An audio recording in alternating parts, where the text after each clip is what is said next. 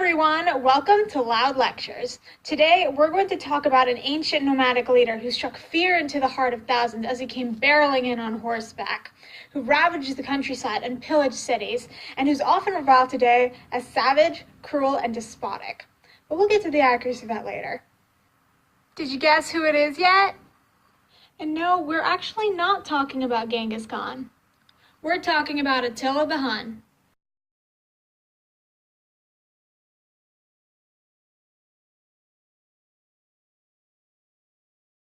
Attila the Hun ruled from 434 to his death by nosebleed in 453 AD. Who were the Huns? They were nomadic pastoral people, probably originating in what is modern-day Kazakhstan, possibly connected to the Xiongnu who kept invading China, but this connection is unsure. So are a lot of other things about Attila. His place and time of birth, his original name, if it's not Attila, which it might be, might not be, his cause of death, some say nosebleed, some say poison, his burial site, whether he assassinated his brother or not, lots of things.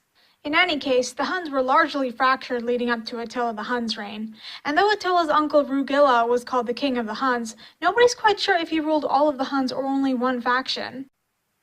Attila didn't immediately unify the Huns either. He first ruled jointly with his brother Bleda upon Rugila's death, and together they created the Treaty of Margus with Rome in 439 CE, which involved the Romans paying the Huns to not attack them and to act as mercenaries, defending the Danube border for Rome against potential invaders.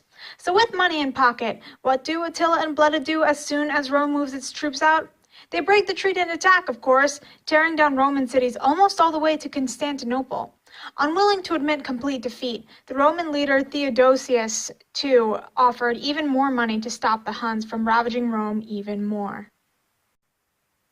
The amount of bloodshed that Attila and the Huns left in their wake earned them a reputation for brutality that often preceded them.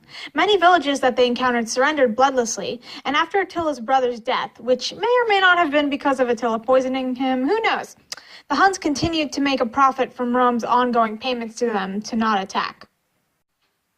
So, about Attila's viciousness that we were talking about before.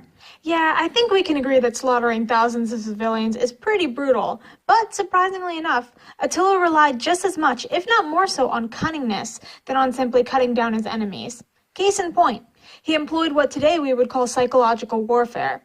He used his reputation to his advantage to an extreme extent, such as helping disseminate rumors that he received a sword from Mars, not the planet, the Roman god of war, which guaranteed him success in battle. He also solidified his rule among the Huns and the many other groups incorporated into the Hun army with superstition and justification of divine rule, similar to China's mandate of heaven. Oh, one thing to note, Attila the Hun was one of the few ancient leaders able to create an army that was still unified after incorporating large numbers of foreigners. One of the only other leaders able to do this was Genghis Khan.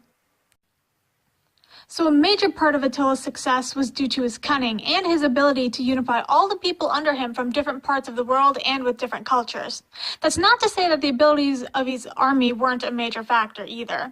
The army relied on speed via stirrups and horses and archery, and the Huns' mounted archers were far more effective than other groups' foot soldiers. The Huns were also able to easily adapt to new techniques developed by enemies, as shown by how, in the time they served as Roman mercenaries, they quickly picked up siege warfare and were able to later use their knowledge against Rome itself. So what did Attila accomplish using these methods? Oh, only becoming one of the most powerful emperors in Europe, of course. Through only about 10 years of conquest, Attila formed the Hunnic Empire, which spanned from present-day Russia to France. During the Pax Hunnica, Roman and Greek culture diffused eastward, though since the empire didn't last very long after Attila's death, there was little time for major changes such as in infrastructure or the creation of multi-ethnic communities or renewal of trade routes or the like.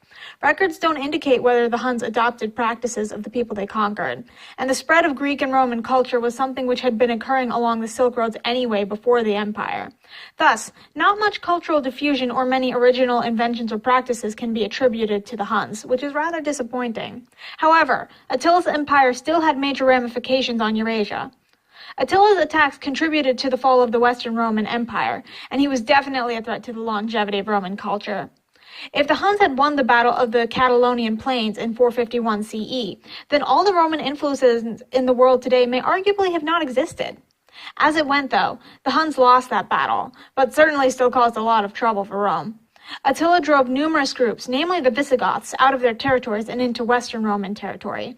These extra people contributed heavily to Rome's internal issues and economic strain, which became a primary reason for the empire's downfall. Fun fact! Attila was also responsible for the creation of the city of Venice, since during his invasions of Italy, many people fled from their towns and cities to the area which would later become Venice, and they eventually settled there and built the city. Additionally, the Great Wall of China, which was originally a series of smaller walls, first started becoming connected during the Qin dynasty to counter repeated Hun attacks. But all in all, despite the enormous role that the Hunnic Empire played in its time, Attila and his people faded out of history quickly. After the dissolution of the Hunnic Empire, the Huns were incorporated into the various nations they'd once ruled, and practically all traces of their culture disappeared. Though Attila the Hun was a brutal strategic leader who will forever hold a fearsome reputation, his empire simply didn't last, or create or disseminate many inventions or practices that did.